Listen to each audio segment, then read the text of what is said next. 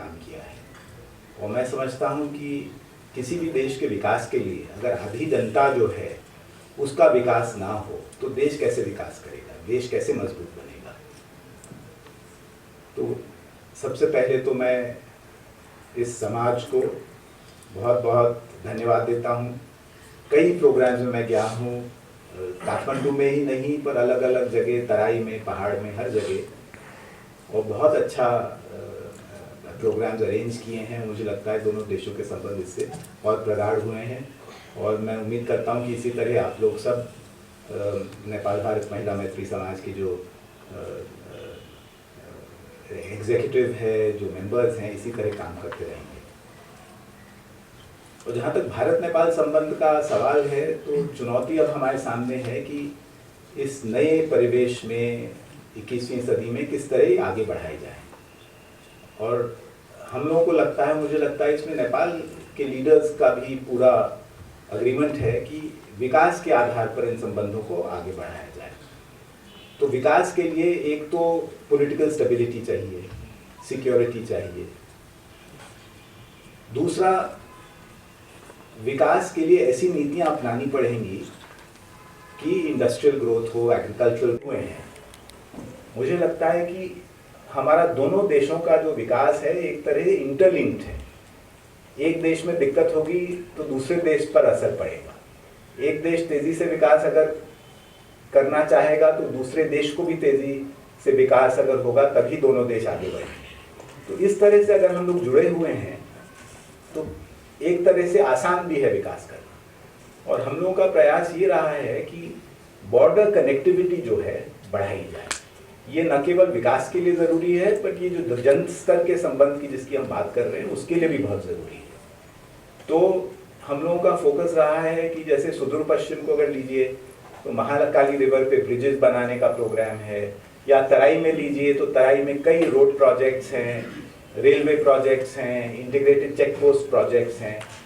इस तरह जो है फोकस हम लोगों ने किया है कि किस तरह कनेक्टिविटी बढ़े। और इस कनेक्टिविटी की जब बात करें, इसमें बिजली भी शामिल है, इलेक्ट्रिसिटी कनेक्टिविटी कैसे बढ़े। तो इस कनेक्टिविटी को केवल एक थ्योरेटिकल कॉन्सेप्ट नहीं है बट किस तरह जो प्रोग्राम्स हैं उनको तेज़ी से आगे बढ़ाया जाए ताकि लोगों को फ़ायदा हो। और मुझे लगता है कि थोड़ी बहुत उपलब्धि भी हुई है। और जो जैसे हाइड्रो पावर प्रोजेक्ट्स हैं उनको काफ़ी आगे बढ़ाया गया है। तो एक फंडामेंटल बेसिस बनेगा विकास का दोनों देशों के लिए, दोनों देशों को फ़ायदा है इन प्रोजेक्ट्स में। तो हम लोग यही हम लोग विकास ही को नया आधार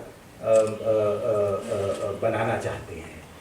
और दूसरी बात मैं जो कहना चाहता हूँ कि हम लोगों की पॉलिसी जो नेपाल में रही है, हमेशा हमारा एफर्ट रहा है कि नेपाल की जनता जो चाहती है उसी को हम सपोर्ट करें। तो हिस्टोरिकली भी अब अगर आप देखेंगे नेपाल में इतने मेजर ट्रांसफॉर्मेशंस हुए हैं और भारत का जो मत रहा है या भारत सरकार की जो एक पोजीशन रही है, हमेशा जनता को सपोर्ट किया है, जो जनता की आकांक्षा है उसको सपोर्ट किया है। क्योंकि हमें लगता है कि इसी तरह स्टेबिलिटी आ सकती है किसी देश में। हमें अपने देश का भी एक्सपीरियंस है, हमारा देश भी बहुत विविधतापूर्ण देश है, अलग अलग भाषाएं, अलग अलग संस्कृतियाँ, एक सतरंगी हमारा कल्चर है। मैं तो लखनऊ से आता हूँ, हम लोग गंगा जमुनी कल्चर की बात करते हैं। तो इस डाइवर्सिटी को कैसे अकोमोडेट किया जाए। और जैसे ये जो इंद्रधनुष की बात करते हैं कि 7 colours make light, make this white light, तो उसी तरह का कॉन्सेप्ट है कि इस विविधता को कैसे एक सूत्र में पिरोया जाए जिससे यूनिटी मजबूत हो। और हम लोग तो हिंदुस्तान में कहते हैं कि not only unity in diversity, हम लोग समझते हैं कि जो यूनिटी हमारी है वो डाइवर्सिटी से और मजबूत बनती है। कि भारत की जो राष्ट्रीयता है या भारत का जो यूनिटी है वो हमारी विविधता से और मजबूत बनती है। तो इस तरह की हमारी थिंकिंग है और हम समझते हैं कि अगर इस विविधता को सब समेटा जाए तो एक बहुत स्ट्रॉन्ग फाउंडेशन बनता है स्टेबिलिटी का और डेवलपमेंट का। तो हमेशा हम लोगों का एफर्ट यही रहा है कि नेपाल में भी स्टेबिलिटी आए, नेपाल में भी तेजी से विकास आए, और जो भी हम नीति अपनाते हैं नेपाल के संदर्भ में, एक ही ये ऑब्जेक्टिव है हम लोगों का। अब कार्यकाल तो मेरा अब समाप्ति हो गया, लगभग 3.5 साल हुए। बड़ा मुश्किल है कहना कि सफल रहा या असफल रहा, कुछ भाविक भी है। पर एक बात जो मैं कहना चाहता हूं कि भारत सरकार की नीति जो है कभी भी किसी दुर्भाव से प्रेरित नहीं रही है नेपाल के कॉन्टेक्स्ट में। सो the intention has always been honorable, has always been to help. It has never been a bad intention. और सफलता मिले ना मिले तो दूसरी बात है। तो मुझे लगता है कि ये हमारा एफर्ट रहा है, और मैं तो कन्विंस्ड हूँ कि आने वाले दिन में जो इतने मल्टीपल ट्रांजिशंस हो रहे हैं नेपाल में, ये सब अपने पॉजिटिव कंक्लूजन पे जाएंगे। किसी भी देश में एक ट्रांजिशन, जैसे आपको याद होगा सोवियत यूनियन का जब डिसइंटीग्रेशन हुआ, कॉमेकॉन खत्म हुआ, तो वो लोग एक गवर्नमेंट कंट्रोल प्लान्ड इकोनॉमी से मार्केट इकोनॉमी में गए। कितना मुश्किल था। आपके यहाँ तो मल्टीपल ट्रांजिशंस हैं, मोनार्की से रिपब्लिक है, यूनिटरी सिस्टम से फेडरल सिस्टम है, हिंदू राष्ट्र सेक्युलरिज्म है, लीस्ट डेवलप्ड कंट्री से आप डेवलपिंग कंट्री में जाना चाहते हैं। These are multiple transition. तो it is not so easy, मुश्किल है। और कभी कभी एक समय पे अगर देखें तो ऐसा लगता है कि इतना कॉम्प्लिकेटेड है और सब गड़बड़ हो रहा है, कुछ चीज़ आगे नहीं बढ़ रही। पर थोड़ा सा अलग होके देखें तो मुझे लगता है कि नेपाल में बहुत बड़ी बड़ी उपलब्धियां हुई हैं। समस्याएं तो आती हैं, बट आप 20 या 50 साल के बाद देखेंगे तो आपको लगेगा कि जो डायरेक्शन, जिस डायरेक्शन में नेपाल जा रहा है, मुझे तो लगता है कि बहुत पॉजिटिव है। और I feel that the future is full of hope, is very bright. और मुझे लगता है कि जो हमारे रिलेशनशिप है, भारत नेपाल के संबंध हैं, उनका एक ही डायरेक्शन है और वो पॉजिटिवली आगे बढ़ते रहेंगे।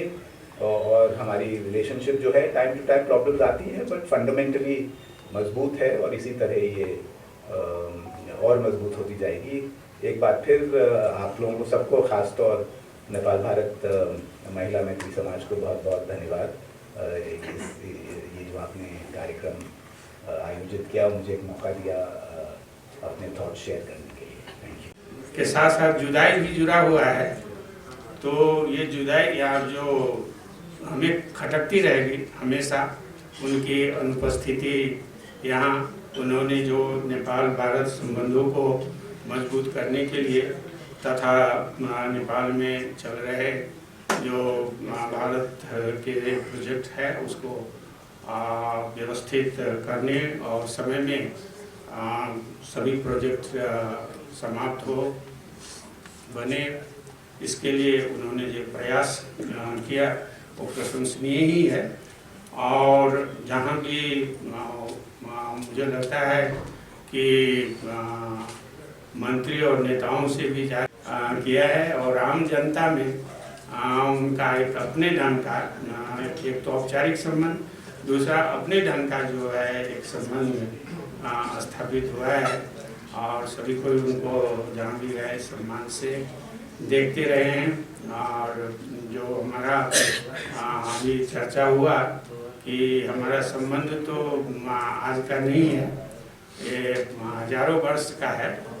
भले ही वर्तमान नेपाल का जो है बीच बीच में वो संबंध उतार चढ़ाव में रहा हो, लेकिन जहाँ तक मधेश का संबंध है तो इन मधेश के संबंधों, मधेश से जो भारतीय जनता का संबंध रहा है, वहाँ कोई सीमा नहीं थी। वो विभिन्न समय में सीमा बदलते रहे। आपको महाभारत काल में देखते हैं, रामायण काल में हम देखते हैं, वैदिक उसमें भी विद्वान लोगों का, हमारे जनकपुर में, मिथिला में याज्ञवल्क्य बहुत बड़े विद्वान थे, उनके शिष्य संत थे, वो महात्मा थे, महापुरुष थे जनक के दरबार में। और उनके शिष्य भारद्वाज का आश्रम इलाहाबाद में है, प्रयाग में।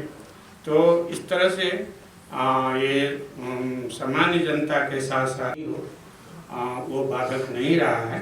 वर्तमान सीमा तो सिर्फ 200 वर्ष का है, लेकिन जो संबंध है वो हजारों वर्ष का है। वो आज का ये 200 वर्ष का ही संबंध नहीं है। जो पॉलिटिकल संबंध है, अभी का जो सीमा है, बाउंड्री है, वो सिर्फ 200 वर्ष का है।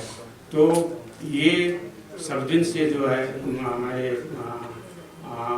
इस महिला मित्री समाज के अध्यक्ष ने जो कहा, उसके बाद हमारे मंत्री जी ने भी उस चीज़ को दोहराई है यहाँ पर। तो ये तो जन जन की आवाज़ है। हम लोग ये अनुभूति करने की चीज़ है, अनुभूति के विषय है, कहने से भी ज़्यादा कि कितना घनिष्ठ संबंध है। ये कोई औपचारिक संबंध पर ही आधारित हमारा ये नेपाल के नेशनल इंटरेस्ट के विपरीत है और ये भारत के स्वार्थ से प्रेरित है। अगर ये है तो जो अभी का जो संबंध है वही रहे, स्टेबल रहे। लेकिन यहाँ ध्यान देने वाली बात है कि किसी भी देश का इंटरेस्ट क्या होता है, उस जनता का इंटरेस्ट ही, राष्ट्र का इंटरेस्ट, देश का इंटरेस्ट, राज्य का इंटरेस्ट। तो जो इच्छा आकांक्षा जनता के द्वारा प्रकट किया जा रहा है वो नेशन के हित के विपरीत कैसे हो सकता है। इसीलिए हो जाता है उस भ्रम का निराकरण हो और उसको संबोधन किया जाए कि हम कहाँ तक जो है उन मधेश की जनता, आदिवासी जनजाति, महिला समाज के जितने भी पीछे पड़े हुए लोग हैं, अलग थलग किए हुए लोग हैं। जब लोकतंत्र का पुनर्स्थापना हुआ तो सबों ने जो है अपना शेयर खोजा। फ्रूट ऑफ डेमोक्रेसी, लोकतंत्र आया है तो उसका फल हमें भी मिलना चाहिए, यही ना आवाज़ है। इससे भिन्न आवाज़ तो नहीं है। फिर भी जो है स्टेट जो है वही पुराने ढंग पर, और जो कर्ता धर्ता होते हैं हमारे यहाँ, वो लोग अपना इंटरेस्ट को, चाहे वो राजतंत्र के समय हो चाहे डेमोक्रेसी आ जाने के बाद भी, अपने ही इंटरेस्ट को नेशन का इंटरेस्ट करके प्रोजेक्ट करते हैं, जिसके कारण जो है प्रॉब्लम सभी क्षेत्रों में विशेषकर जो है हो रहा है। चाहे वो आर्थिक विकास और चीज़ जो है गौण हो जाता है, प्राइमरी चीज़ जो है वो सत्ता हो जाता है। जबकि डेमोक्रेसी में सत्ता तो बदलता रहता है, वो जनता जो है सत्ता को वो आवधिक होता है, वो हमेशा के लिए नहीं होता है। एक टाइम उसका निश्चित होता है और जनता फिर अपना जो है चॉइस प्रकट करती है। उनको रिन्यूअल भी किया जा सकता है और उन्हें हटाया भी जा सकता है। इसीलिए उनका, सत्ताधारियों का ही इंटरेस्ट राष्ट्र का इंटरेस्ट है, उनका अपना व्यक्तिगत इंटरेस्ट सभी को होता है, उनका भी होगा। लेकिन उससे देश के इंटरेस्ट को मानना यही राष्ट्र का इंटरेस्ट है, तो गड़बड़ी यहाँ से शुरू होती है।